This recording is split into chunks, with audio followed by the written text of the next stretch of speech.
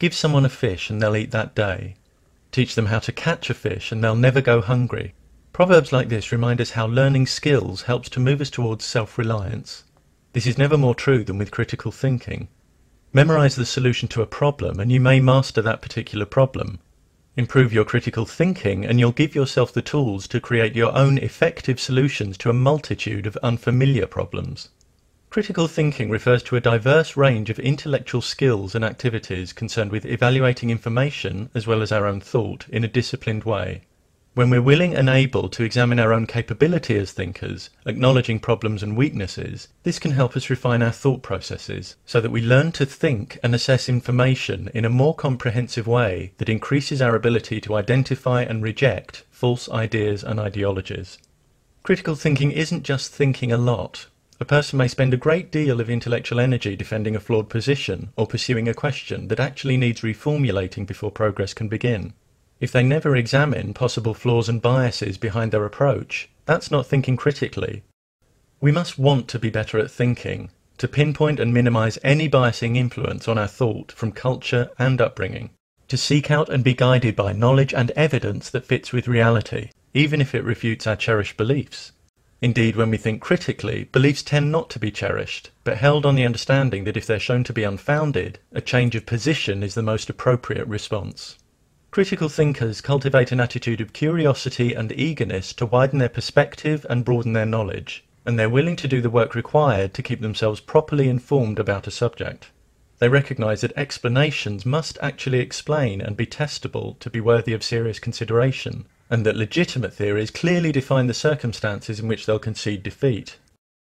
Critical thinking embraces skepticism. Skepticism doesn't mean an indiscriminate rejection of ideas, as some mistakenly believe. It refers to doubting and suspending our judgment about claims with which we're presented, so that we don't simply accept claims which might be unjustified, but first take the time to understand them, examining the reasoning and possible assumptions and biases behind them. Reasoning behind factual claims should be based in sound, consistent logic, not on emotions and social pressure, because the truth value of factual claims isn't determined by the emotion that accompanies them, or the fact that they may be believed by certain social groups.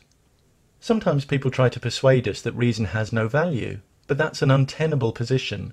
Arguing against reason is cutting off the branch on which you sit, using the very thing you're dismissing in order to construct a case against it. Reason has an intrinsic role in the decisions and judgments we make as we negotiate our way through life, whether they be momentous or trivial. If a particular line of reasoning is flawed, what will increase our understanding? Dismissing the value of reason or looking honestly at the flaws? A lack of respect for reason or evidence, or any number of obstructive character traits, will sabotage one's capacity for critical thought. One of the biggest barriers to critical thinking is an unwillingness to see complex issues in anything other than black and white terms. If one sees only two options when more exist, this constitutes a false dichotomy. Consciousness is often presented as something that's either an eternal immaterial entity or reducible and identical to brain states, when in fact there are various other positions. Many divide people into those who accept evolution and those who believe in specific gods, when these categories are not mutually exclusive. If we think in false dichotomies, we'll tend to draw false conclusions. For example, by judging that if option A is false, option B must be true. We may also misrepresent others by wrongly assuming that if they don't hold attitude X, they must hold attitude Y. Black and white thinking often reflects an underlying reluctance or refusal to deal with the uncertainty that results from complexity and an absence of definite answers. But leaping to flawed conclusions because you can't tolerate the ambiguity of not knowing is not about truth or curiosity, but comfort. The critical thinker can handle uncertainty, preferring to be aware of their own areas of ignorance, and they can wait for valid evidence and evidence-based answers. Critical thinking provides each of us with the keys for unlocking our own intellectual independence, leaving us willing and able to explore and solve problems for ourselves. It moves us away from rash conclusions, mystification, and a reluctance to question received wisdom, authority, and tradition. It moves us towards intellectual discipline, the clear expression of ideas, and the acceptance of personal responsibility for our own thinking.